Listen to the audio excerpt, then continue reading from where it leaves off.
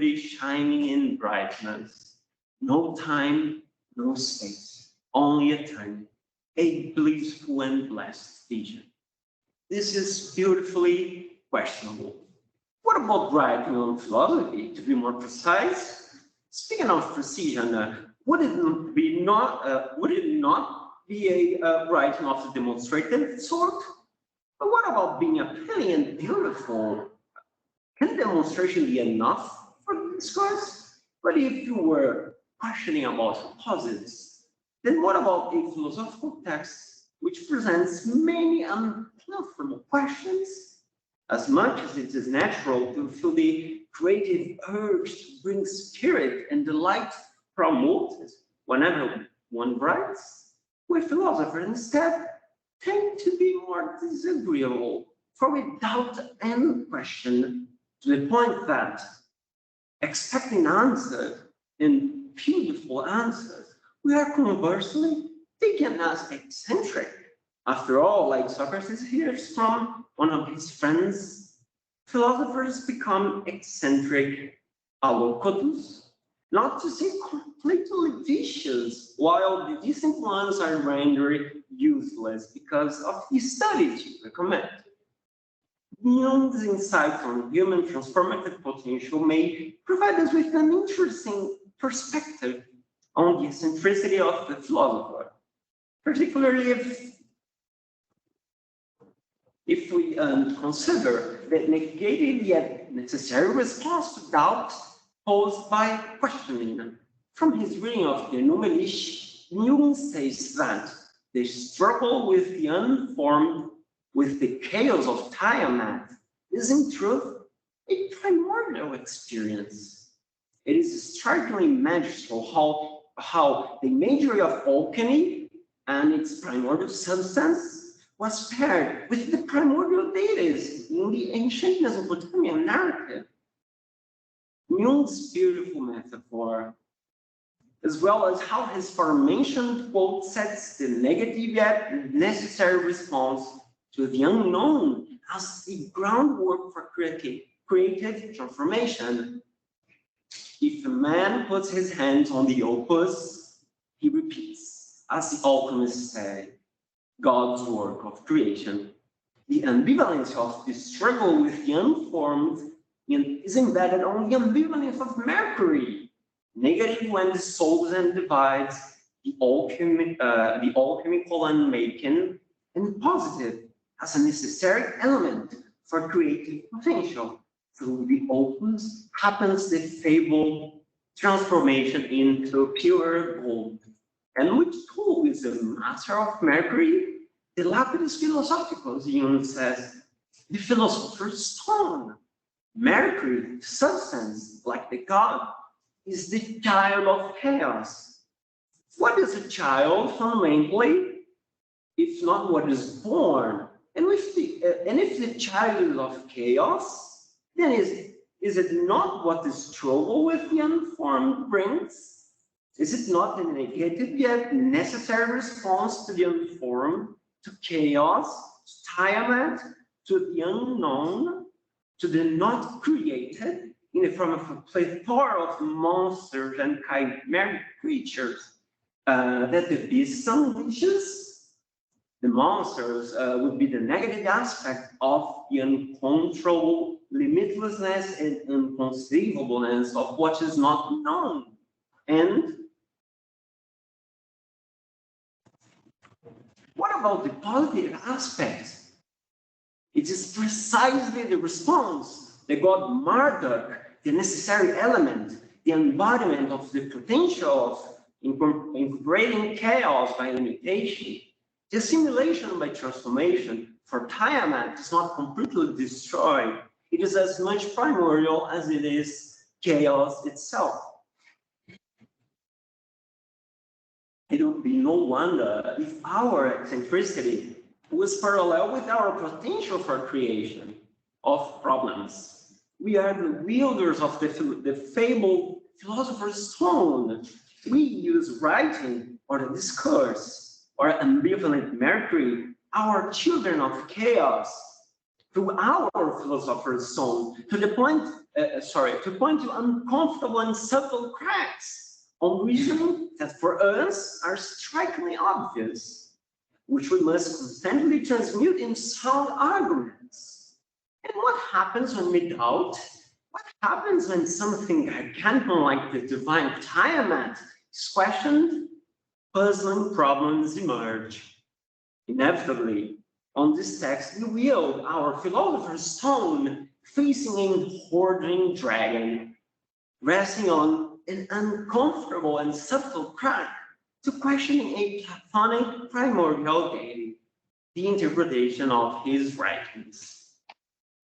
Plato and the prismatic stone, playing a game within a game. Platonic recollection, Plato on the imperfections of the sensible world, separation and immanence in Plato's theory of forms, Plato on not being, Plato on the parts of the soul. Each one of the 7 quotes presents titles. They represent a glimpse of the cutting-edge discussion regarding Plato's dialogues in the 20th century. The impact, as well as the part that this discussion played on studies of the dialogues in the last decades, including the contrasting works with which they debated, seem difficult to undermine. In fact, to disregard them altogether can be considered to stand recklessly oblivious to the course of the historiography of Plato's dialogues, particularly regarding the problem of interpretation. Fundamentally, we have a lengthy problem. Our problem of interpretation is among the oldest in Western literature, for not only many consider Aristotle's comments on supposed theories of Plato, like the famous remarks from Metaphysics A9, as the start of the dialogue's problem of interpretation. The prolegomena to Plato's philosophy was written anonymously almost 2,000 years ago, and stands as the oldest written document we possess, whose main subject is the question of how to interpret Plato's dialogues. Nevertheless, the 7 formation quotes that opened the section share something that directly affects how to approach his writings. Like Aristotle, they attribute theories, ideas, and opinions to Plato. In these studies, one can clearly hear a voice whose absence is remarkably sound in the dialogues, the voice of the author. This perspective, first and foremost, partakes in a reasonable, well-established, and currently widespread interpretation of the dialogues, which is commonly divided in questionable branches from which spring multiple isms, such as the so-called models of developmentalism, unitarism, and so forth, to the point that any modern interpretation of Plato's dialogue somehow appears to receive its own arguable label. If indeed we have a philosopher's stone and can wield it, therefore we question, as Gonzalez puts it, whether or not the philosophical arguments can be understood independently of the dramatic context. This question is central on the groundwork of our rendering of Plato's Symposium, a magnum opus, the expression that means both the great work of Plato and the making of the philosopher's stone in alchemy.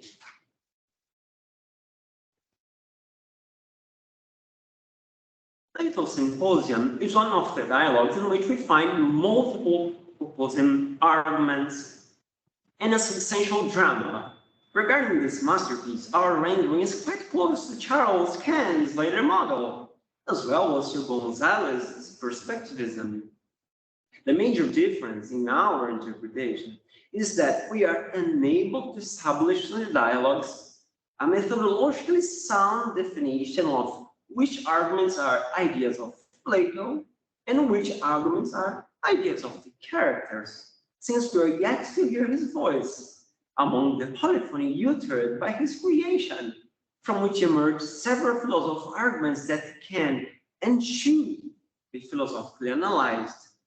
In some degree, we could say that our rendering is nearly perspectivist. What does nearly perspectivist mean?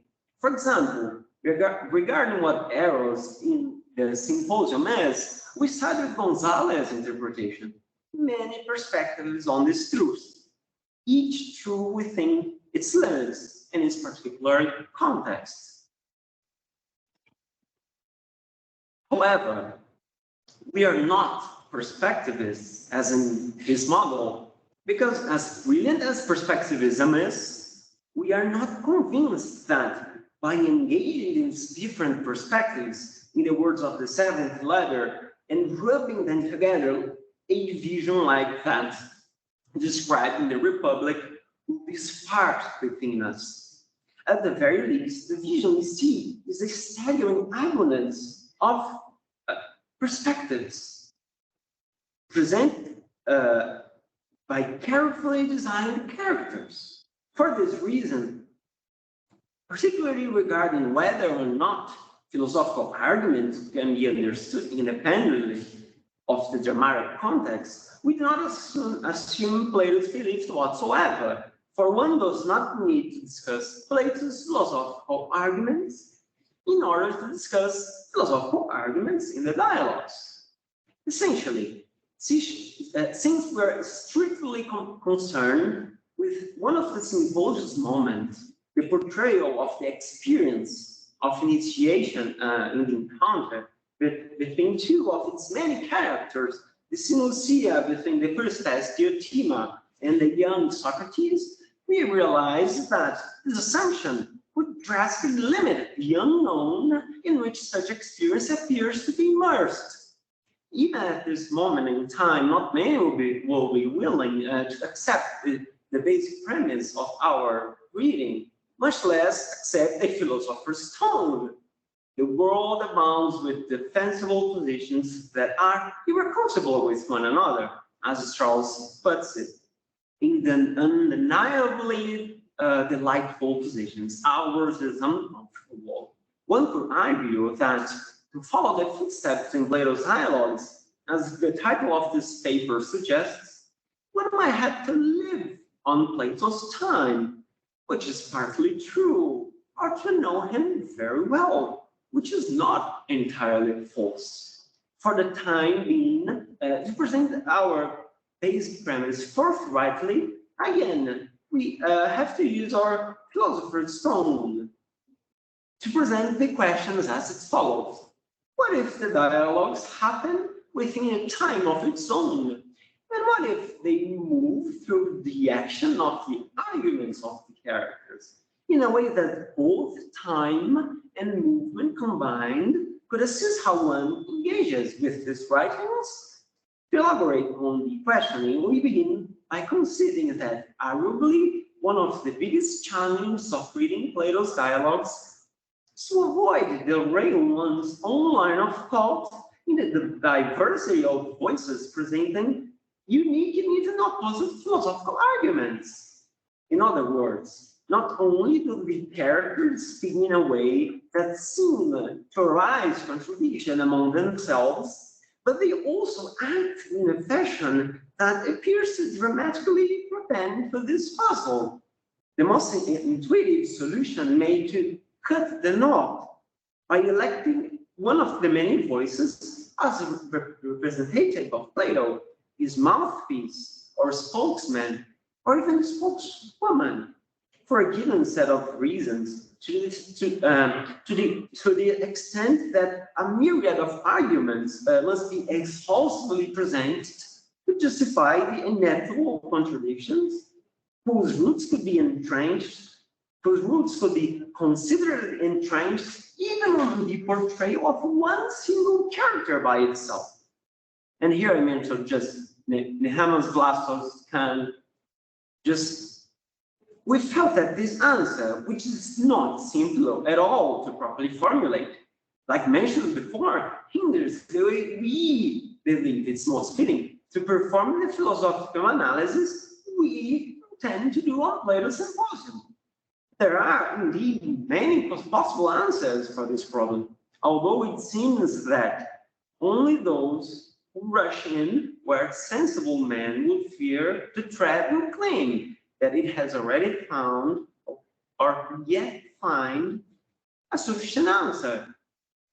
Patiently, then, in search for a possible alternative through which we could shape our approach in a cohesive form, obviously without pretending to propose the sufficient answer to end the whole hermeneutic debate on reading the dialogues, we decided to shift our perspective by not cutting the knot, allowing ourselves to follow the events on the corner instead, questioning instead, and surprisingly, what at first appeared as something abysmally absurd to propose gradually started to seem plausible. Hence, we plainly suggested, what if there is no knot at all? What if the knot, though it may seem strange, is in fact an illusion?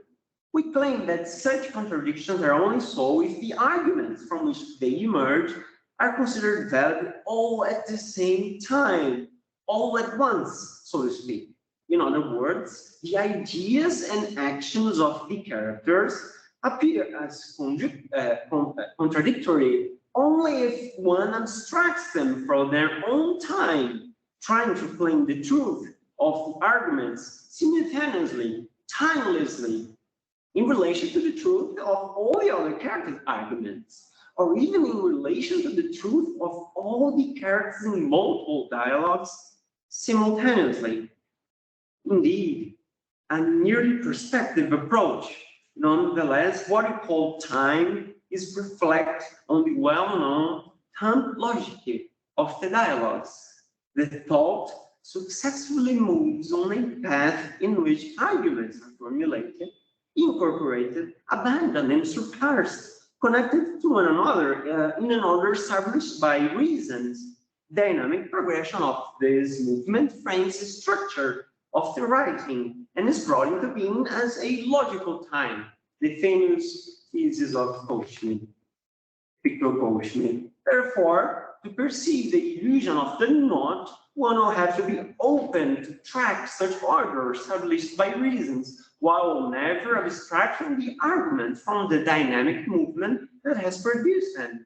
Furthermore, since such order is directly proposed by fictional characters and not directly stated by the author of the plays, one must allow oneself to follow the footsteps the characters produced across the lines of the dialogues.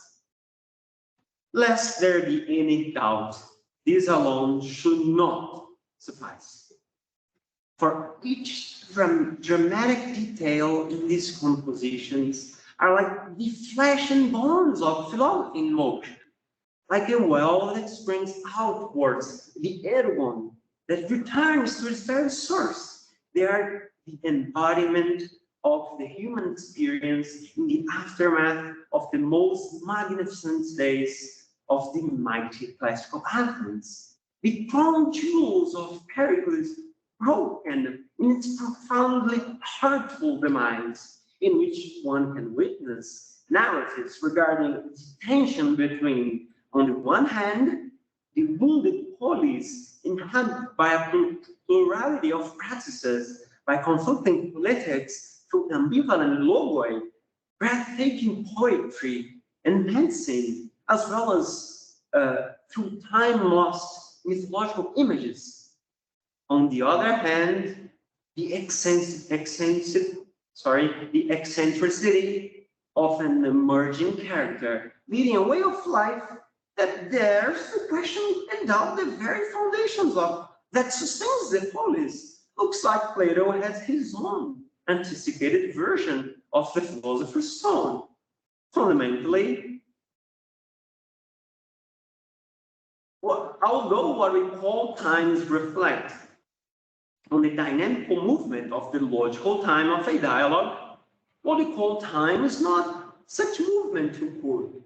For time in Plato dialogues comes into being like gravity, in the settings and locales, in the features of the characters, in their political statuses, in the silent spectators mentioned to be present at the passages, in the order they act and speak, in the direction aimed by their voices and actions, the characters spoken to and from, and the ones toward which the actions are performed, as well as, on the other hand, in the direct spectrum of the narratives as a successive representation of events, or on the other hand, in its indirect form as a dramatic recollection of long-time lost events.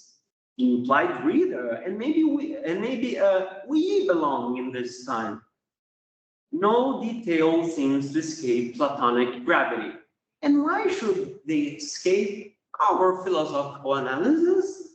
Put differently, time expresses itself like the sunlight on every detail that has been written to appear in the play of the dialogues.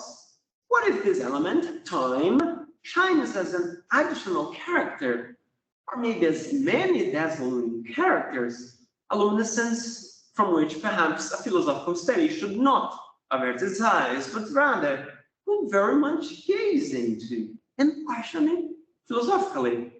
In Anton Chekhov's letters, it is stated the famous principle that a gun placed on the wall during the first act of a play must be used by the third. He advised the young playwrights, certainly not presented in such a way in the dialogues. Every detail in Plato's dialogue somehow appears to be designed to be made manifest in the engagement of the reader with the play of philosophy.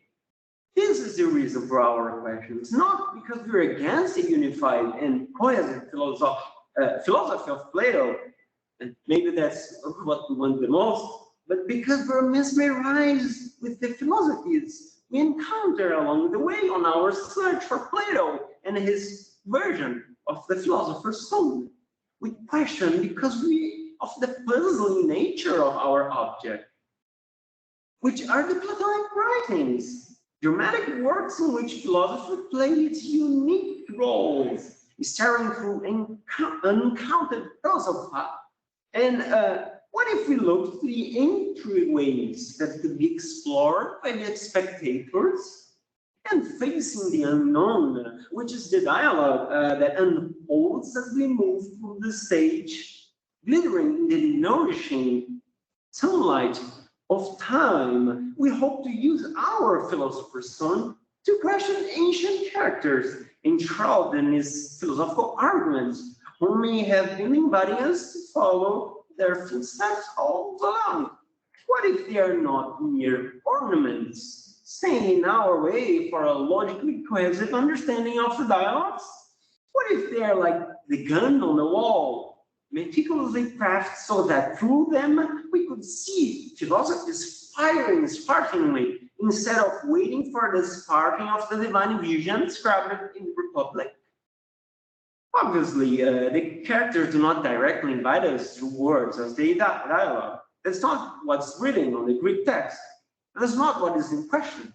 However, what if the characters do call us through the interplay of their action and the dramatic elements embedded in a dialogue? What if we consider that the words are spoken and the arguments are formulated amidst the action in the play of philosophy in its unique time? What if they persuade us to move with them in their own time, mirroring the persuasion they oftentimes perform toward other characters solely by the action in the play, regardless of the usage of words or arguments?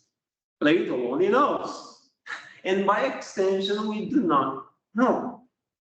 We can only suggest the possibility.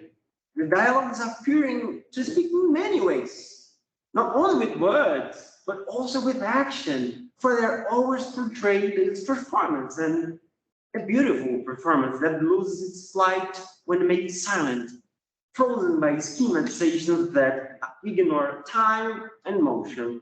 This is the reason for following footsteps and not footprints, for the latter are left on the ground for an indeterminate period of time and are easier to be divided, removed, abstracted, whereas the former, whose fathers are in the lamp-lit meeting room of a renowned poet of classical Athens, or the steps of an ancient Athenian court, or even in one of the cold cells of this ancient city, would questioned according to their own time and motion, for one must be very close to the source of the footsteps to hear the peculiar sound.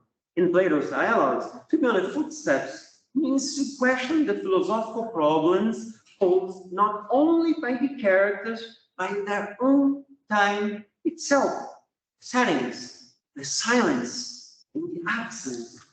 While considering this very specific feature of the dialogues, one can see the freedom it gives the analysis, for one can employ any interpretative model that could adequately correlate with these features, whatever the chosen model may happen to be. This should suffice. This should be the limit of our scientific investigations, so that we would be able to consider the dialogues philosophically through countless new perspectives, using the philosopher's tone to transmute the level of the analysis into a three-dimensional philosophical work that considers time and movement instead of a one-dimensional philosophical work that considers, instead of a one-dimensional timeless abstraction or aesthetic two-dimensional scheme. In other words, instead of arbitrarily forcing the dialogue to join in our modern way of making natural sciences, namely no context, no variables, no time, no footsteps, only lifeless objects, completely unlike the nature of the dialogues, we question the coherence between, on the one hand, the complexity of the dialogues, namely a portrayal of the experience of contextualized interactions through the dramatic employment of characters that are in action in given settings, that carry specific personal features, and present and discuss ideas according to these perspectives, with other characters equally presented. And on the other hand, the models one decide to use to philosophically analyze such complexity. Perhaps one example could elucidate our approach to Plato's dialogues, and particularly to Plato's Symposium. Since we appear to have a philosopher's tone at hand, we could connect it with J.K. Rowling's Harry Potter and the Philosopher's Stone. In this narrative, there is a game called Quidditch. This is a game played by wizards, the main characters of the series. In Quidditch, like in many games in our non-fictional world, two teams compete with one another for the victory in the match. Unlike in our games, though, these teams compete on magic rooms used to fly over and around the pitch on which the matches take place. The teams are composed of strikers, players responsible for scoring goals, the ball called quaffle, through rings placed hundreds of meters in the air. Keepers tasked with goalkeeping their corresponding rings, getting goals to be scored, as well as beaters in charge of disrupting the opposite team's flight with clubs used to beat magic cannonballs, aiming them at the opponent players. Each goal scored awards 10 points for the corresponding team, and the team with more points wins the match. Additionally, there's a small but perhaps the most important detail of Quidditch. Each team has one seeker called, each team has one player called Seeker, entrusted with the mission of flying over and around the pitch, searching for a unique kind of ball, ridiculously fast and difficult to see, a winged flying ball made of pure gold, moving with a will of its own called Snatch. The seeker must still be aware of and always keep an eye on the main in the game, inasmuch as they avoid being hit by the craft of the opponent's beaters. Although being aware means also playing the main game, the seekers cannot, by any means, directly affect or interfere in the main game, neither by scoring a goal nor by defending it. The match only ends when the golden sledge is caught by one of the seekers, awarding their team 150 points, usually, but not necessarily, enough to win the match. The seeker is a player that plays a game within the game. Back to Plato's dialogues. we could say that to approach the dialogues according to their own time and motion, one should also play a game within a game, just like rolling wizards do. In this sense, perhaps the main game of the dialogues is the game of philosophy, in which the writings are interpreted according to their philosophical arguments that are presented in the texts. Each study would then try to achieve as much points as possible by interpreting the philosophical ideas based on reasons that can be explained and presented through arguments, to the extent that other scholars would be able to analyze them according to the source, the Greek texts, as well as according to ideas previously presented, currently discussed, or nearly formulated by studies of other scholars. Furthermore, if one wants to find the utmost valuable prize, the fabled golden reward, one will have to use the philosopher's stone to play a game within a game in Plato's dialogues. Maybe this game within a game is the one played by the characters in each dialogue, played by time and by motion, in a way that by joining them on the pitch, following their footsteps, and questioning them in their unique time, the one in which the game of philosophy takes place, while restraining from, by all means, directly interfering or affecting their play and revoking the rules of the game, namely altering the result of the squad, removing characters from the field, never forcing the golden snitch to abandon its flight. The scholar would then score the highest points on their handling of the dialogues.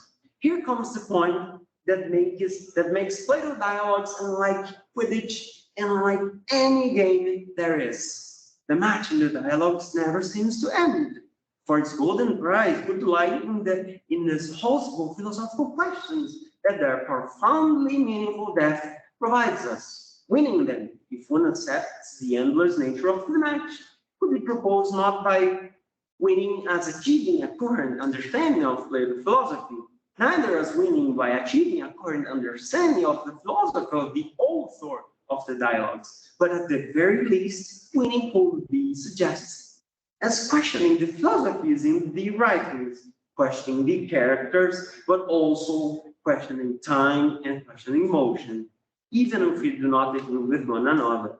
Our invitation still stands for whoever accepts to allow oneself to go the footsteps in Plato's dialogues, making good use of the suggestion we here propose, namely, nothing more than joining the characters on the game of philosophy, so that we can see what they see, we can question what they do, where they are, which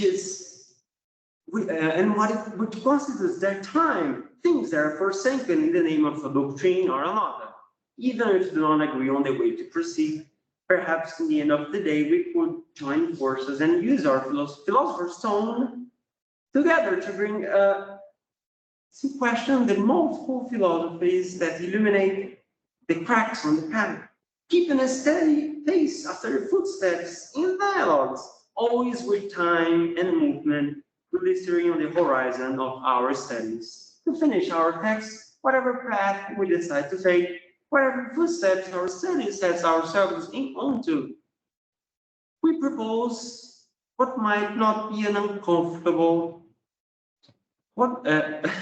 we propose what might not be uncomfortable after all, to play a game within a game, in paying tribute to who could have been the greatest wielder, not of the philosopher's stone, of course, for it's a thing centuries after his time, but of a prismatic stone through which the light of philosophy is spread everywhere we look.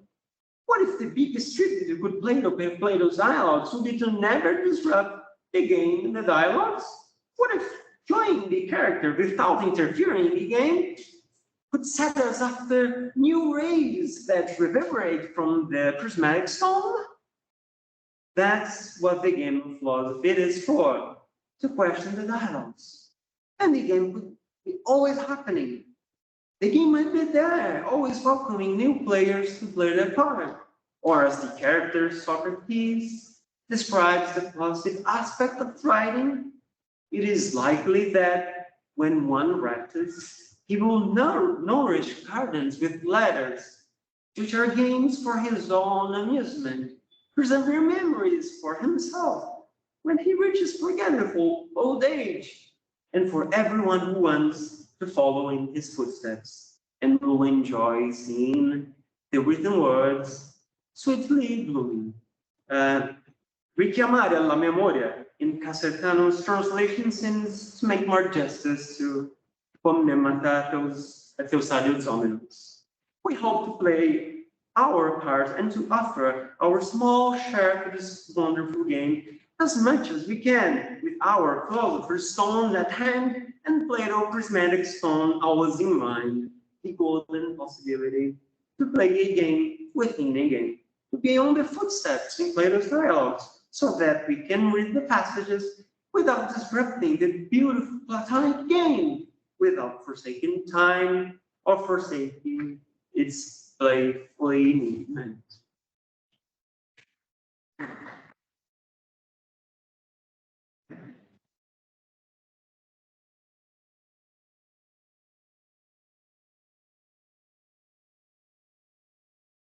Obrigado, André. A gente vai deixar uma armadilha aqui.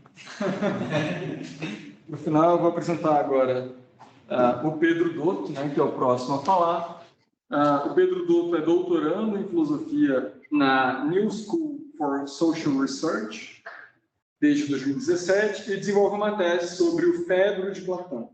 Ele possui graduação em Direito e mestrado em Filosofia pela Pontifícia Universidade Católica de São Paulo, recebeu a Onassis Foundation Doctoral Fellowship, é pesquisador pós-graduando da Cátedra Unesco Arcai desde 2021 e editor assistente de resenhas da revista Arcai. Então, Pedro, por favor, 40 minutos. Obrigado, Luiz. Muito obrigado pela apresentação. Vocês conseguem me ouvir aí de casa? Sim. Está bem, então vou começar. O ideal de Homoios Theoi no Fedro de Platão. E aí, vocês têm o meu handout na tela, eu compartilhei um link também no chat do Teams. O Teteto de Platão estabeleceu a tarefa ética por excelência da filosofia platônica para toda uma tradição posterior como assemelhar-se a Deus tanto quanto possível. O locus clássicos é Tetetum 76b. Começo citando essa passagem junto ao seu contexto discursivo para já adentrarmos no tema da minha apresentação. Esse é o texto 1 do handout. Você pode baixar um pouco nisso que tem a tradução em português. Teodoro, se eventualmente a todos convencesse, Sócrates, de todas as coisas que dizes como a mim já convenceste, haveria mais paz e menos males entre os seres humanos. Mas, Teodoro, não é possível que nem pereçam os males, de Sócrates, pois é necessário sempre haver algo oposto ao bom, nem que se estabeleçam entre os deuses, já que perambulam por necessidade pela natureza mortal e por esse lugar aqui. É por isso que é preciso tentar fugir daqui para lá o mais rápido possível. E fuga é assemelhação a Deus tanto quanto possível. Então, Homoios Theoi, catato dunatono. E tal assemelhação é tornar-se justo e pio acompanhado de entendimento. Bom, a fim de mencionar a estranheza e extravagância dessa intenção de tornar-se semelhante ao divino, de assemelhação a Deus, que desponta na filosofia platônica, nós podemos nos recordar, para começo de conversa, de como nos poemas homéricos, que fornecem um substrato moral, cultural, espiritual dos gregos na antiguidade, são os heróis que devem ser tomados como modelo de imitação, não os deuses. Como muito bem observa Werner Jäger no seu clássico estudo Paideia, o paradigma, os paradigmata dos heróis célebres, renomados do passado mítico, tomados como modelo de imitação, era parte integral da educação aristocrática e guerreira. Pretender imitar os deuses revela híbris e pode ser fatal, e é isso que nos ensina a mitologia antiga, com muitos exemplos. Como no caso de Niobe, rainha de Tebas, que se vangloriou de ter muitos filhos, em comparação com os meros dois de Leto, os gêmeos Apolo e Artemis, e por isso toda a sua prole foi dizimada e ela mesma foi transformada em uma rocha que derrama lágrimas. Tem uma alusão a isso no canto 24 da Ilíada, e tem também uma tragédia perdida de Ésquilo, que teria como motivo esse mito da Niobe. Nós temos só alguns fragmentos. A mesma coisa se passou com o sátiro Márcias, comparado com Sócrates por Alcebiades no banquete, 215 BC. O sátiro Márcias se acreditava tão excelente na arte da música, no seu alvo, que desafiou Apolo para uma competição e termina assim sendo esfolado do vivo pelo deus. Esculápio, patrono da medicina, também foi punido por reivindicar ser igual ou até mesmo superior aos deuses pelo domínio da técnica médica, que permitia até mesmo ressuscitar os vivos dos mortos. Por causa da sua híbris, o inventor mítico da medicina foi fulminado por Zeus com um raio. Poderia dizer a mesma coisa sobre Orfeu e sobre Aracne. Bom, o poeta lírico Píndaro parece ecoar essa ideia da moral popular, quando na quinta ode ística ele declama o seguinte, que aí é o texto 2 do handout, uma tradução caseira. O valor dos varões é decidido pelas deidades. Eis que apenas duas glórias, junto à bem-aventurança viçosa, para quem aprecia a mais fina flor dessa vida, a aventura exitosa e seu canto de louvor. Não procure tornar-te Zeus, tu tens já tudo aqui, se porventura alcançares um quinhão daquelas belezas. Bens mortais aos mortais convém. Bom, isso para vocês terem uma ideia de como que o ideal de assemelhação a Deus, de tornar-se semelhante a Deus, que aparece em Platão, estava em desacordo com toda uma tradição épica, lírica, mitológica na Grécia Antiga. Ou no Fedro de Platão, o ideal ético do Teteto de assemelhação e assimilação divina também parece estar atuando, especialmente no chamado grande discurso de Sócrates, na famosa Palinódia ao divino Eros. É verdade que os termos precisos de Teteto não sejam empregados no Fedro, que no primeiro a ênfase recai sobre a fuga do mundo temporal, com todas suas vicissitudes e aglutinações entre bem e mal, enquanto no segundo o acento recaia na educação erótica de almas congêneres. No entanto, argumentarei nessa apresentação que os caracteres da vida filosófica indicados no Fedro são, em linhas gerais, compatíveis e complementares ao ideal de homoios theoi do Teteto, o que é reconhecido por comentadores antigos e modernos de Platão, mas, guardadas as devidas proporções, irrelevantes discrepâncias com o Teteto, o que não é reconhecido e não é referenciado pelos comentadores antigos e modernos. Então, para deixar claro, o centro da apresentação é uma exposição do ideal de assimilação, assemelhação ao divino no Fedro. Eu abordarei suas características, operações, condições e limites, mas pensando também na sua tensão com a homoiose theoi do Teteto e nos debates mais contemporâneos sobre a natureza da ética platônica. Bom, para fornecer aqui um pouco de pano de fundo para o estabelecimento desse ideal da homoiose theoi, no telos da vida filosófica em Platão. Começar, então, com o filósofo médio-platônico Alcino, do século da Era Comum, do seu conhecido Manual das Doutrinas Platônicas. Ele discute a fórmula da assimilação ao divino, da homoiose theoi, no capítulo 28 do texto, traz à baila o passo 248a, 1 e 2 do Fedro nesse contexto. Ele menciona, cito, a alma que segue Epomenen e se assemelha, Ikasmenen, a Deus. Ao lado, junto ao locus clássico do ideal, que é o Teteto 176b, já citado. Alcino também relaciona, nesse capítulo, o ideal da homoiose theoi com algumas passagens da República das Leis e do Fedro.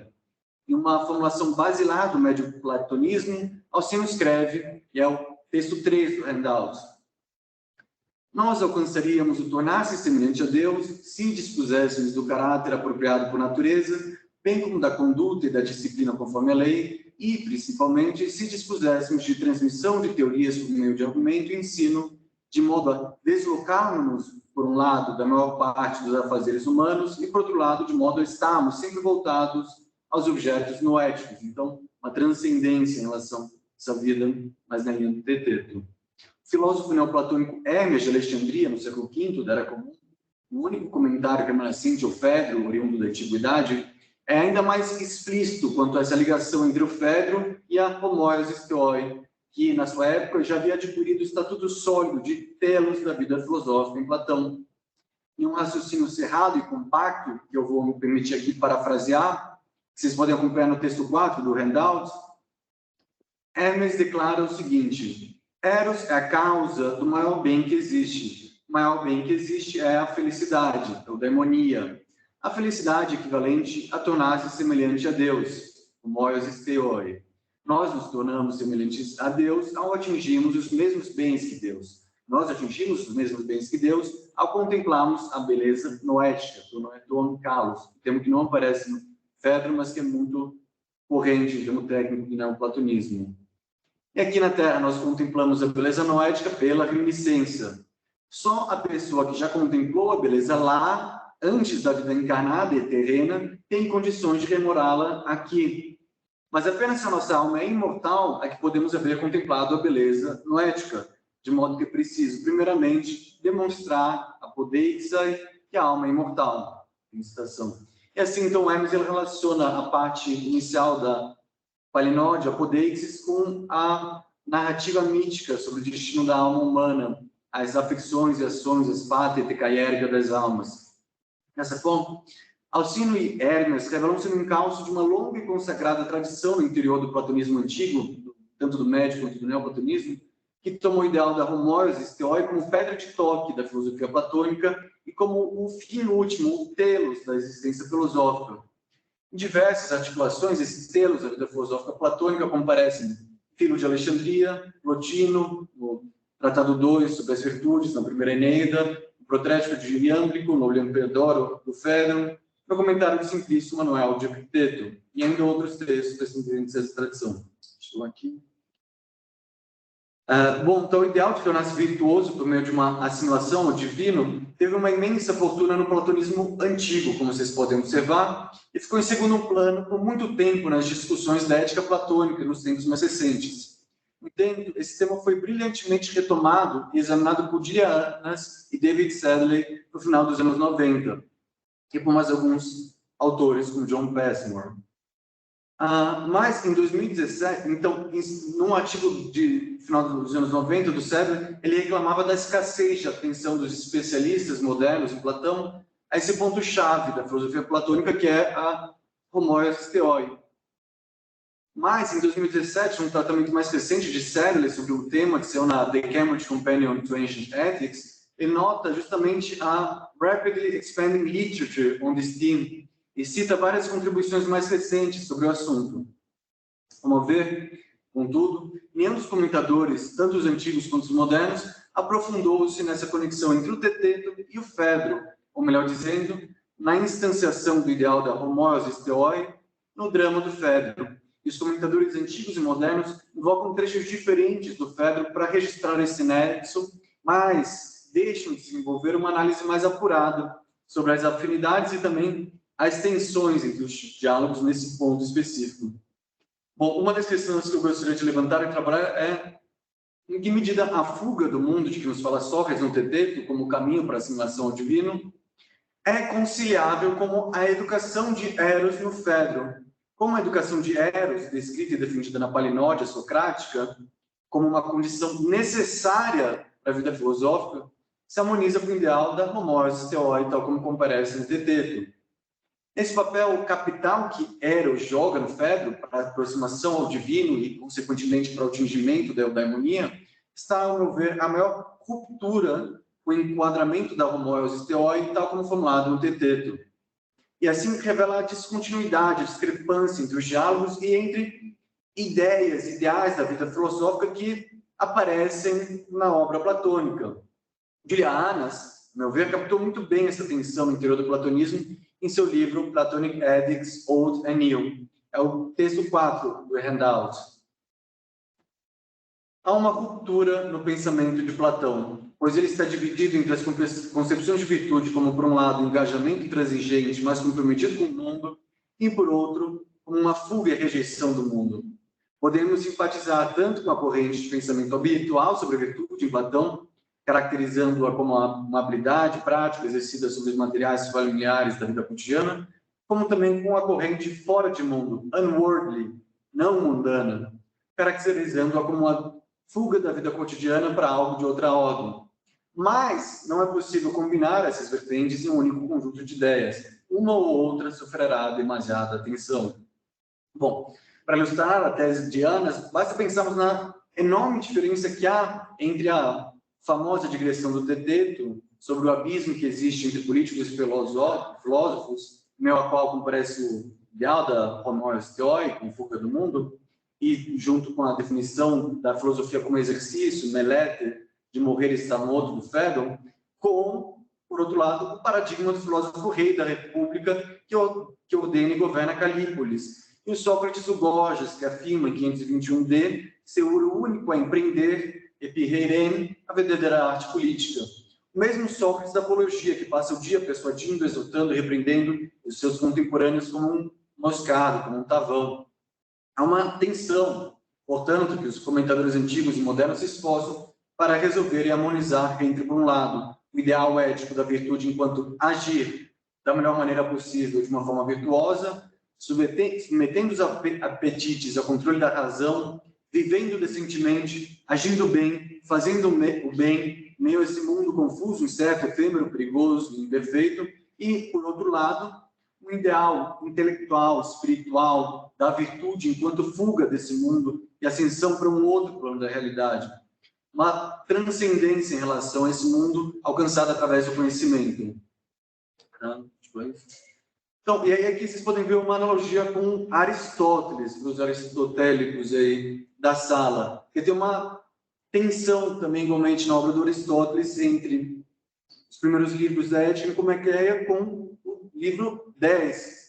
Como conciliar o livro 10, a felicidade como o ideal da vida contemplativa, como o que vinha antes? Bom, no primeiro artigo de Sedley sobre o ideal da homoios theoi, ele sugere que a forma aristotélica aleph posson endertai athanatisden, mais se fortalecer-nos o quanto nos é possível, do livro 10, 1177b33, é, na verdade, uma cifra em heavy disguise da expressão platônica mais consolidada da homoios theoi katato dunaton. Depois disso, Sedley discute a relação entre a contemplação, enquanto mais alta forma de eudaimonia, de felicidade, do livro 10 da Ética, e algumas passagens do Odo de Mel.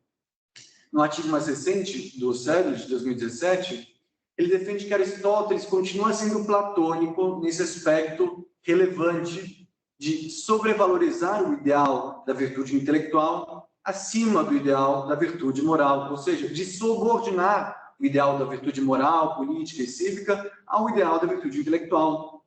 E assim, espero que vocês consigam perceber melhor aquela ruptura, aquela rift que a Julianas escreve no pensamento platônico, que pode ser compreendida num quadro comparativo entre concepções de virtude que são, ao mesmo tempo, concepções de felicidade.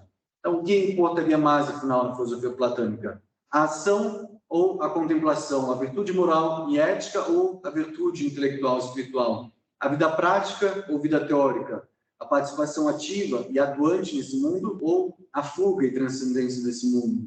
A aquisição do conhecimento ou a aplicação do conhecimento? Há conciliação possível entre os termos desse quadro que aparece em filosofia platônica ou chega a certo ponto em que eles se tornam mutuamente excludentes?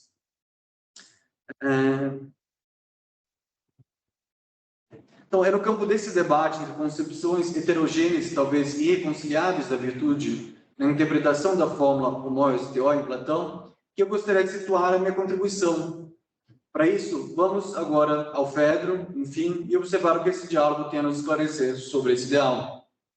Bom, no Fedro, a loucura é dividida em duas grandes categorias. Duo eider, a loucura que pertence ao quadro das doenças humanas, e a loucura que provém da alteração divina das normas habituais. Essa segunda loucura, de origem divina, é dividida em 4 espécies. A adivinhatória, ou profética, a mantiquene, sob o patrocínio de Apolo, a loucura iniciática, a telestikene, de Dionísio, a loucura profética, sob a regência das musas, e a quarta, a principal, que é a loucura erótica, erotikene manian, que se encontra na esfera de Eros e Afrodite. A loucura do amor, Sócrates declara, é tanto para o amante quanto para o amado a melhor de todas as possessões divinas. Também procede da melhor fonte, de Deus. Através de Eros, afinal, que o processo de identificação e assimilação ao divino, portanto de homoios theoi, começa a desenrolar-se de acordo com a narrativa mítica desenvolvida na Palinódia.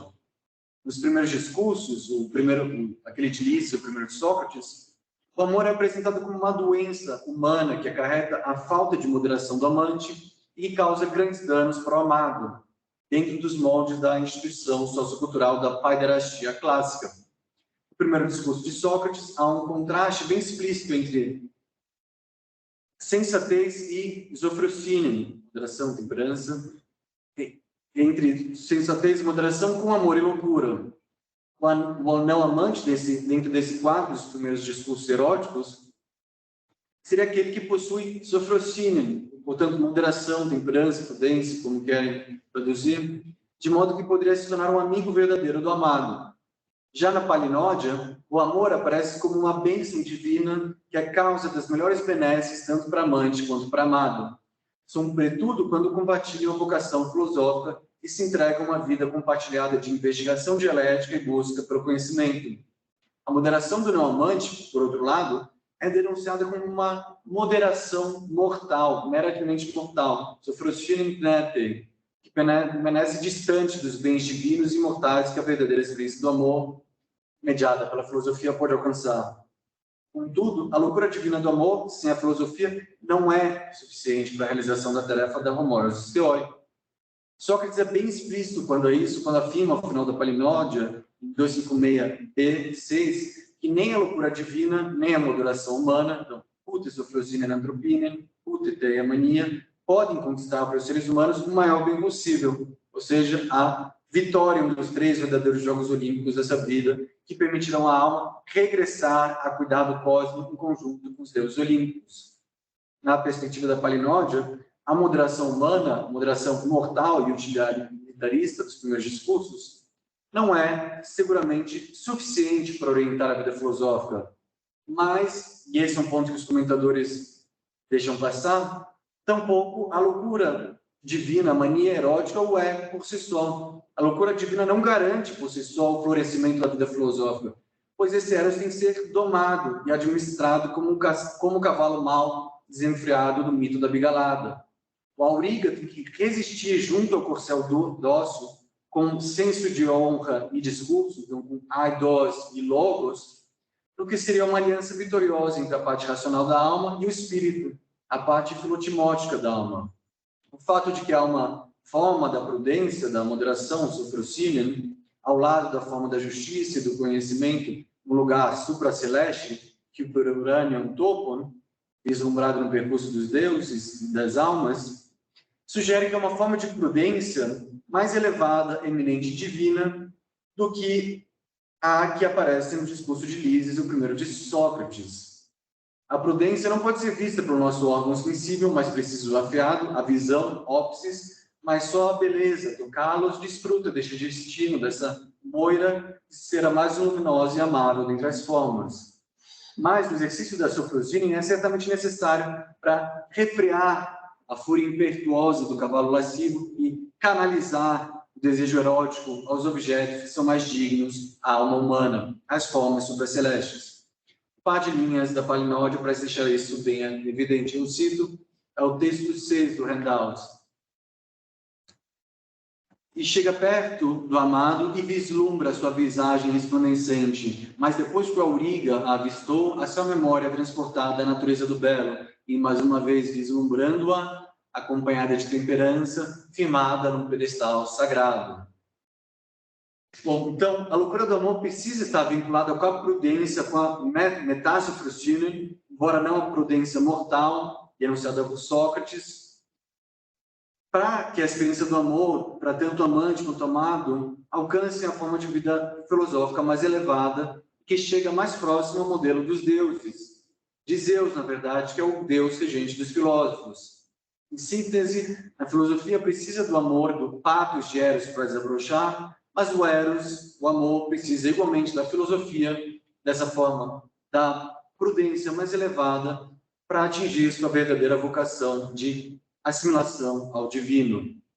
De acordo com a narrativa mítica da Palinódia, cada indivíduo esteve, certa feita, no coro de um deus específico na jornada cósmica para atingir o lugar supracelestial e alimentar-se da planície de verdade. O Deus que cada alma humana acompanhou nessa viagem cósmica pré-natal molda sua personalidade, seus pendores e suas inclinações. Aqueles que eram devotos de Zeus procuram um rapaz que é naturalmente predisposto à filosofia e ao comando, enquanto que aqueles que eram devotos de Hera procuram um tipo de alma real. Aqueles que eram do coro de Ares, Sócrates revela, podem se tornar violentos para com os amados e buscar vingança, caso sintam que foram desprezados. Cada indivíduo, portanto, cada alma humana, esteve uma certa vez na comitiva de um deus específico, Zeus, Hera, Ares, Apolo, na jornada cósmica para alcançar a borda exterior do céu e alimentar-se da planície da verdade. Pois para ter encarnado um corpo humano é preciso ter necessariamente olhado para a verdade em certo grau. O sucesso cognitivo na contemplação das formas, sem cor, sem forma e sem luz da região supraceleste, salvaguarda a alma da encarnação, então impede que a alma encarne. O fracasso cognitivo na empreitada cósmica levará ao despedaçamento das asas da bigalada e à condição de encarnação. O amor, Eros, é a condição de possibilidade para uma recuperação cognitiva dessa experiência de contemplação das formas e que se realiza no meio da reminiscência da forma da beleza. Tá bom? Cada amante, então, procura e seleciona uma alma congênere de acordo com as suas próprias disposições e preocupações, que foram forjadas antes da encarnação sob a égide de um certo Deus. Mas o amante, assim como o amado, não está imediatamente consciente do Deus que costumava adorar antes de se encarnar.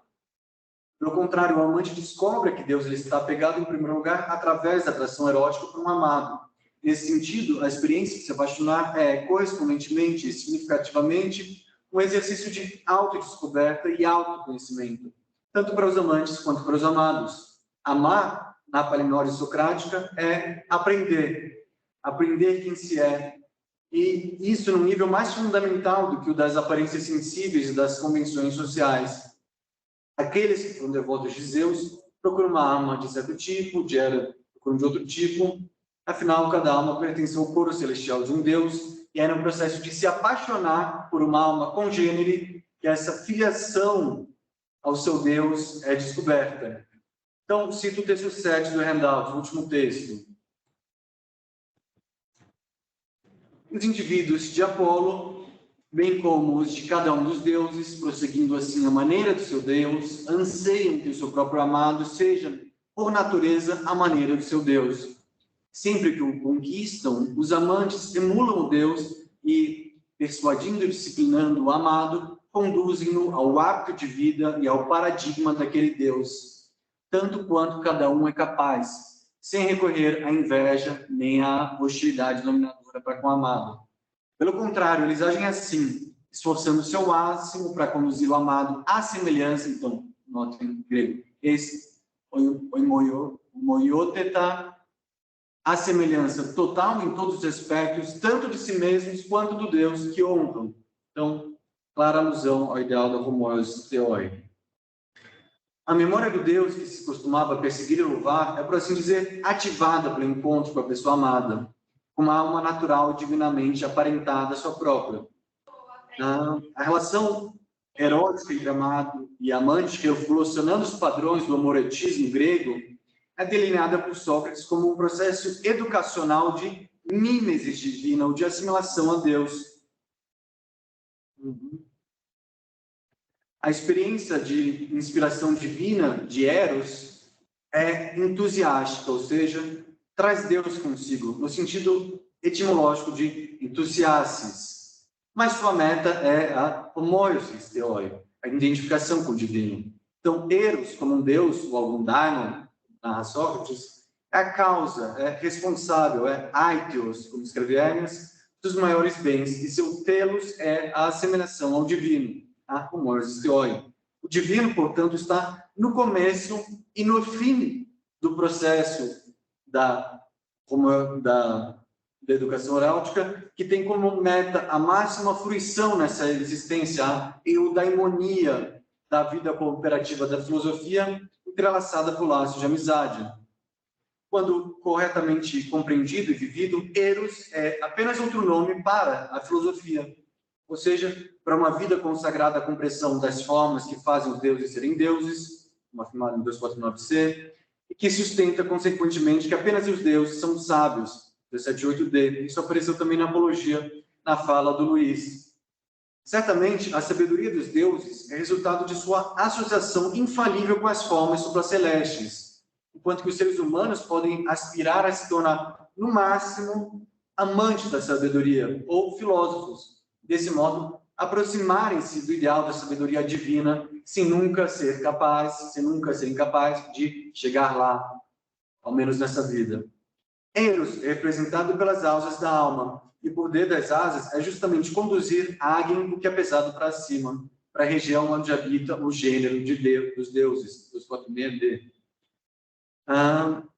Os amantes persuadem e disciplinam seus amados e guiam-no para o modo de vida e modelo de Deus que ambos seguiram na procissão cósmica pré-encarnação, pré-nascimento. Os amantes procuram guiar seus amados, na medida do possível, a uma semelhança consigo mesmos e com Deus que ambos honraram. Ainda assim, somente aqueles que foram seguidores de Zeus, o Deus regente dos filósofos, pode carregar o fardo das asas, o fardo de Eros, portanto, com constância, quando são tomados pela paixão do desejo erótico, topatos ton eroton, 252c. Isso é digno de nota em minha estimativa, pois Platão está sugerindo que a filosofia como atividade, como praxis, por exemplo, a prática da dialética, trabalhada na segunda metade do Fedro, está baseada em um patos, uma certa sensibilidade, certos padrões de sentimento e reação, rotas de interesse, senso de significado e valor, ou uma palavra patos. Então, a praxis da filosofia está ancorada no patos filosófico, numa certa sensibilidade apurada em relação à beleza. Somente aqueles que conseguem perceber a beleza em sua mais alta intensidade e responder adequadamente à sua insinuação é que se qualificam para a vida filosófica. Então, a praxis da filosofia é dependente de um patos de Eros, se corretamente respondido. Resumidamente, em oposição à experiência do desejo erótico apaixonado e destrutivo do texto de Lísias e do primeiro discurso de Sócrates, esse engajamento erótico mais alto nível, filosófico, é propiciador da felicidade e gera beleza não só para o amante, mas também para o amado. Para usar uma imagética desenvolvida no Fedro, o mau amante do texto de Lísias seria como Bóreas, o vento do norte, que está tão inflamado por Eurítia, objeto de seu desejo, que acaba se apoderando da sua amada e levando-a à ruína. Diante disso, o não amante dos primeiros discursos, o de Lísias, dos primeiros Sócrates, certamente aparece com uma perspectiva mais desejável para o jovem amado. O bom amante, por outro lado, aquele que aparece na Palinódia, seria como Zeus, que ficou tão deslumbrado com a beleza de Ganímedes que o eleva para a região celestial. Se o apetite desenfreado é o que move Bóreas em seu comportamento destrutivo para com sua amada Eurítia, e se uma mera moderação mortal, uma temperança mortal, uma sufrosina, ao que impulsiona o não amante em sua associação interesseira com o jovem amado, então Zeus forneceria uma contra-imagem do amante nobre e filosófico que é movido por uma espécie superior de Eros, uma espécie superior de Sofrosine, para educar e elevar a alma do seu amado. Então, para concluir, o último parágrafo, eu retomo agora minha comparação com o Teteto 176b, texto do Handout, trecho sobre a homoiose Theoi, que constitui o locus clássicos do ideal da homoiose Theoi em Platão. Como é que essa análise do Fedro pode nos iluminar, pode jogar luz sobre o ideal que aparece no Teteto? Eles são conciliáveis, não são? Eles são compatíveis, são mutuamente excludentes, como esse debate sobre mais recentes da natureza elétrica platônica. Então, a minha interpretação. Como já antecipado, a ausência de qualquer discussão significativa sobre Eros no Teteto pareceria distanciar o Fedro do Teteto e fornecer uma concepção de virtude no Fedro que seria muito mais da ordem de um envolvimento virtuoso nesse mundo do que da sua rejeição. Então, aquela quadro comparativo que eu fiz seria dentro da valência da ação, da virtude moral, e ética mais do que não só da virtude intelectual, espiritual. Contudo, se a fuga, o Felgen, o Fuggedo, o Teteto, não for tomada como uma empreitada individual, mas como uma empreitada eminentemente partilhada e compartilhada por almas congêneres e apaixonadas pela sabedoria, pertencentes ao século de Zeus ainda por cima, então a sua transcendência se tornaria cada vez mais próxima do Fedro. Teria mais compatibilidade entre os dois diálogos. É verdade que o Teteto não aborda Eros, isso é significativo, mas o diálogo dá conta da educação, da paideia, e é nesse diálogo, e só nesse diálogo, que Sócrates famosamente compara a sua atividade de ensino à arte da sua mãe, Fenarete, a parteira. A maiêutica socrática, uma prática educativa com marcados contornos eróticos, ao equiparar a gênese de argumentos ao processo de dar à luz a crianças, poderia ser mais um elemento de aproximação entre os diálogos, de esclarecimento acerca da natureza do ideal da homoios theoi na filosofia platônica. Então, no final, poderia, dependendo da interpretação do Teteto, ele poderia estar muito mais próximo do Fedro, o Fedro muito mais próximo da homoios theoi do Teteto, se essa transcendência for entendida no modelo de uma educação de Eros para a prática da vida filosófica, uma prática em conjunto, uma prática compartilhada, uma sinucia filosófica, não como uma fuga meramente individual. Então, é isso que eu tinha a expor para vocês aqui hoje. Muito obrigado.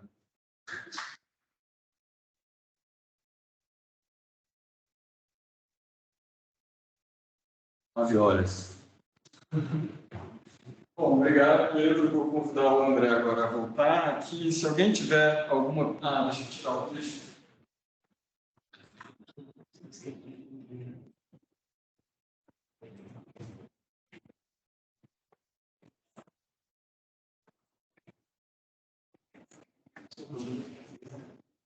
Eu não sei se alguém do Teams online que estamos assistindo tem alguma pergunta.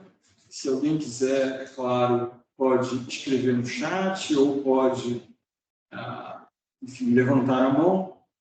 Mas, como a gente está também com a hora bastante avançada, né, eu vou tentar fazer uma pergunta para cada um, de alguma maneira, nos coloque algum debate. Né?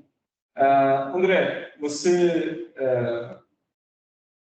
ao meu ver, abordou muito bem vários dos problemas com os quais os intérpretes de Platão se deparam, né? Nas últimas décadas, principalmente desde os anos 80 e 90, começou-se mais a discutir explicitamente, né, como interpretar Platão, quais são os elementos que devem ser considerados, né? Uma nova atenção se deu a vários dos aspectos do texto que não se dava antes. Começou-se a discutir mais profundamente qual o sentido de questionar a teoria do porta-voz e tudo mais. Eu queria tentar entender um pouco melhor, a partir da sua exposição, que foi belíssima, assim, né? Mas eu queria entender um pouco melhor como você se situou nesse debate. Né? Quer dizer, você adere a essa posição de acordo com a qual é preciso levar em conta os elementos traumáticos? Você, em algum momento, aludiu a necessidade de acompanhar o movimento no texto e os diferentes personagens que têm falas no texto, que de alguma maneira apresentam, né? E no final você fecha com essa espécie de leitura, se poderia chamar assim, mas uma leitura imanente do diálogo, né? No sentido de que você se deixa conduzir pelo movimento do próprio diálogo. Né? Mas acho que o desafio, no final das contas, é que cada um vai entender esse movimento de uma maneira um pouco diferente. Então, para resumir, eu queria que você falasse um pouco sobre como você se situa nessa nova tradição, por assim dizer, de uma discussão sobre a teoria interpretativa do diálogo. Perfeito. De fato, eu acho que faz um pouco mais de sentido, talvez, entender a minha proposta dentro do que eu busco no banquete. Então, é por isso que ela seria, até brinquei, né, que eu nem sei como chamá-la, porque ela vem antes da introdução. Na introdução, geralmente, quando falamos, nossa pesquisa falará A, usarei B, C e D, então, disso começamos no primeiro capítulo. Essa passagem, inclusive, foi modificada para ser lida, né, as citações foram todas jogadas de nota de rodapé, ela vem antes, justamente porque eu percebi uma dificuldade muito grande em ler o encontro de Sócrates com o Virgínio, porque ele tem muitos momentos que são passíveis de serem questionados de maneiras muito diferentes. Então, não é uma coisa só. Temos vários discursos, então tem o que normalmente, né, isso já há muito tempo não tem com tanta força, mas tradicionalmente seria, então, a filosofia do diálogo, né? Se a gente pegar lá as primeiras lições, Burke, Obama, vamos falar assim, não, esquece, né, os 5 primeiros discursos, e vamos olhar a sua perspectiva, e ele em si é um mundo, né? Aí eu percebi uma coisa, eu falei, o mundo não está entrando muito, por quê? Porque os principais comentadores com os quais eu estava, os principais comentadores, eles então falam, certo, então aqui então, temos Platão, ok, sem problemas, vamos então assumir que aqui de Platão, no resto não, e aqui então temos uma mulher, e aí então, né, a gente pega o Halperin e alguns então falam, então vamos entender por que uma mulher, mas então tem, não, a mulher acabou, então aqui é Platão, e aí qual que é o problema? Eu falei, tá, então é uma mulher, tá, então ela está usando termos que tradicionalmente ligamos aos mistérios, né? Nieteias, Tateleia, Caicó, vocês não tá. O que acontece nos mistérios? Será então que. Peraí, se isso é Platão, então Platão ele é filosofia platônica dos mistérios, então o que está acontecendo? Isso que me deixou um pouco perplexo. Falei, e se eu metodologicamente dizer, peraí, o meu recorte é este aqui? Quando Sócrates, neste momento, fala com a Diotima, neste recorte. E se eu abrir mão de falar, não, peraí, então eu tenho que ir à doutrina platônica, e se eu falar, peraí, vamos ouvir as duas personagens, e vamos ouvir aquilo que elas não falam, que é o quê? Ser mulher, que é o quê? Será, Sócrates, eu acho que você não será capaz de, e isso o Vegeta pegou muito bem, de ser iniciado, eu acho que eu não sei se você vai. E aí a gente fala, peraí, se a Sócrates é incapaz cognitivamente, ou ela está falando de um modo de vida? Porque assim, não estou pensando em rito, não, a prática. Falei, peraí, cadê a doutrina? Né? Começa a ficar muito confuso. Falei, vou tirar Platão. Ou seja, não tirar Platão, tirar aquilo que ele chama de Platão. Que de fato a gente encontra paralelos e se vamos dando uma apertadinha, dá para passar Platão pela porta. Mas eu comecei a ver, se não parar de apertar, será que não surgem outras questões? Então, eu acho que é mais uma tentativa metodológica do que uma... Embora eu apresentei como uma possível maneira de se ler os diálogos, eu me sinto seduzido muito por perspectivas diferentes, aí eu acabo percebendo que o meu problema de pesquisa tem em segundo plano. Mas se eu fosse colocar na minha leitura, talvez seria um perspectivismo e talvez seria aquilo talvez que o professor Renato Matoso muito bem tenta fazer, que é fazer uma leitura sincrônica, uma leitura diacrônica. Aí eu acho que mesmo empurrando Platão, assim, escrevendo, ele passa. Mas ainda empurrando. Então eu falei, se eu não empurrar, será que acontece? Mais ou menos essa a tentativa. Vamos que elas estão dizendo. Bom, eu vou fazer um plano para o Pedro, vou pedir para você ser breve na resposta que a gente ainda tem mais uma mesa, né? Isso. Bom, em algum momento da sua fala, né, eu fiz uma pergunta, na verdade, de compreensão, que talvez eu tenha perdido em algum momento da sua fala. Você comentou de uma oposição, né, que seria, grosso modo, uma espécie de ascese ou distanciamento da vida prática, por assim dizer, e, justamente, né, a compreensão daquilo que Sócrates, Platão está defendendo como uma implicação na vida prática de uma maneira tal, né, que tornasse o modo como a filosofia quer se colocar, né, na política, de modo mais verdadeiro. Estou fazendo uma simplificação, porque eu também nunca estou muito. E aí, depois você fez essa relação, né, entre o tipo de eros, que a gente poderia chamar, né, de eros filosófico, no Fedro, e a homoiosis theoi no TT.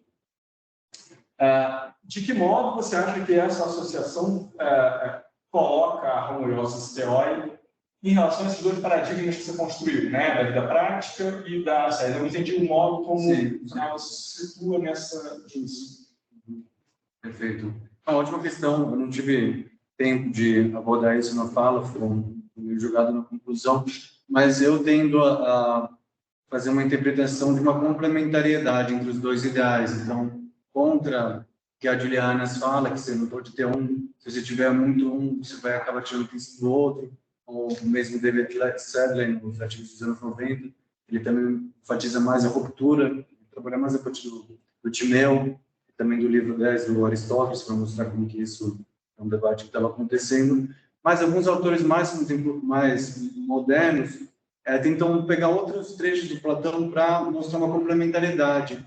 Um autor, ele está ali na minha bibliografia, que eu coloquei no final do handout, eu não estou lembrando o nome dele, ele vai pegar o Filebo do Platão e mostrar como no Filebo esses ideais de virtude entre moral, ético e espiritual e intelectual, eles são mais compatíveis. O Silverman, ele pega a ideia do filósofo Rei, mas também do Demiurgo, do Timeu, para tentar pegar uma compatibilidade. O Dirk Baltzli, ele tem um artigo muito bom, ele vai falar que, como muitas pessoas, como a Juliana, essa parte do Plotino, enfatizam essa distância entre os dois ideais e uma subordinação da virtude ética para a virtude intelectual, parece muito claramente no Tratado 2 da Primeira Eneida, do Plotino. Ele vai mostrar como que em Próculo, na verdade, você tem uma outra história para ser contada, que enfatizaria mais a complementariedade entre os dois ideais, da vida teórica e vida prática, mais do que uma exclusão mútua dos ideais. Então, eu optaria, na minha leitura do Fedro, isso que eu quero desenvolver mais, numa visão complementarista, uma visão de uma complementariedade entre os dois ideais, mais do que de uma briga por qual que tem a sua predominância, e tentar mostrar isso a partir do Fedro em ligação com o Teteto. E aí tentando pegar o homoiosis theoi do Teteto com a arte da maiêutica, que aparece um pouco antes da introdução do diálogo, e que os autores, os comentadores não sabem muito bem o que fazer entre essas duas partes do Teteto. É isso. Obrigado pela pergunta. Bom, acho que se ninguém tiver mais nenhuma questão, a gente encerra essa mesa. Queria agradecer a todos pela presença. Daqui a pouco, né, André, o que você acha? Daqui a uns 10 minutos? Menos até 5. 5? Vai ficar muito tarde. Talvez 9h20, então são 9h12 agora, né? Vou até um pouquinho no banheiro. A gente retorna e vamos para a última mesa de comunicações do dia, certo? Então, muito obrigado, até daqui a pouco a todos.